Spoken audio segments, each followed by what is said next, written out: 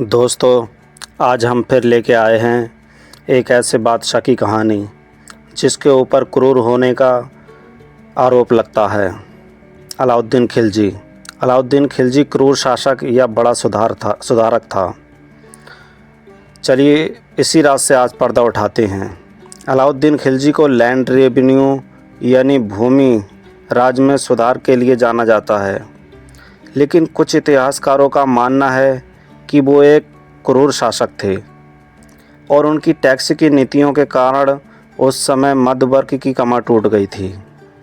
दिल्ली विश्वविद्यालय में इतिहासकार की प्रोफेसर रहीं और अभी इंडियन हिस्टोरिकल काउंसिल की सदस्य मीनाक्षी जैन कहती हैं, अलाउद्दीन खिलजी बड़े सख्त सुल्तान थे।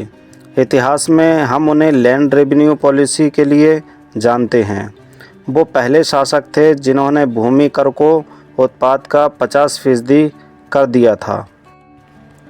प्रोफेसर मीनाक्षी कहती हैं, खिलजी ने इसके अलावा कराई और चराई टैक्स भी लगाया था। उस समय के इतिहासकार ज़ियाउद्दीन बनर्जी ने लिखा है कि Alauddin Khilji land revenue policy के कारण जो ग्रामीण इलाकों का मध्य वर्ग था वो इतना गरीब हो गया था कि उनकी महिलाओं को लोगों के घरों में जाकर काम करना पड़ता था। अलाउद्दीन खिलजी दिल्ली सल्तनत पर अपने चाचा और ससुर जलालुद्दीन खिलजी का सिर कलम करके काबिज हुए थे। क्या इस आधार पर खिलजी को क्रूर शासक कहा जाना चाहिए? प्रोफेसर मीनाक्षी कहती हैं कि ये कोई बड़ी बात नहीं है, लेकिन इसका आकलन खिलजी के शासन के आधार पर कर सकते हैं। उनके मुताबिक अलाउद्दीन खिलजी पहले सुल्तान थे जिन्होंने दक्षिण भारत पर हमला किया। दक्षिण भारत में उन्हें मंदिरों पर हमला किया और खूब लूटपाट की। उन्होंने रंगनाथ मंदिर पर हमला किया था।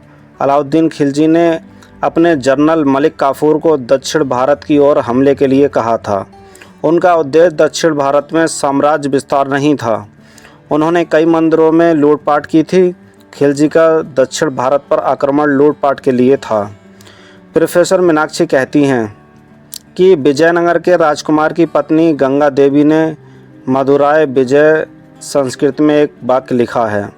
उनके अनुसार खिलजी के हमले के बाद दक्षिण के मंदिरों की बहुत बुरी स्थिति हो गई थी और उनके पति राजकुमार कांपन ने मंदिरों में दोबारा पूजा शुरू कराई थी।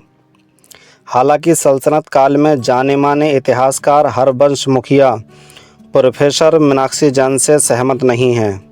उनका कहना है कि खिलजी ने अपने शासन में जनहित के कई काम किए थे।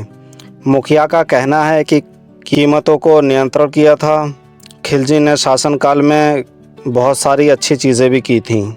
उन्होंने कहा, कीमतों पर नियंत्रण के लिए खिलजी बनियों के दुकान में गुप्तचरों को भेजते थे कि कहीं ज़्यादा दाम तो नहीं लिया जा रहा है।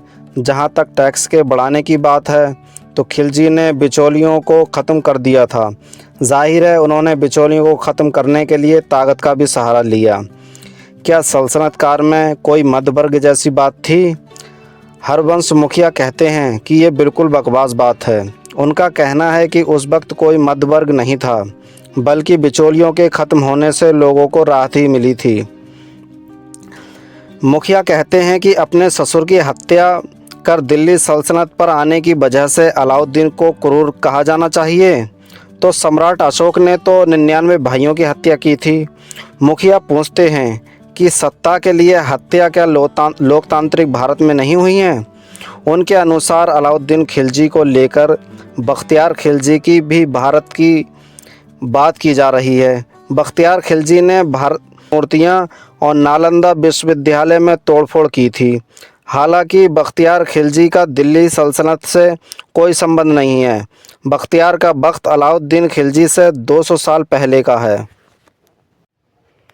तो इसलिए मुखिया कहते हैं कि वो क्रूर नहीं था। उस पर एक इल्ज़ाम लगता है।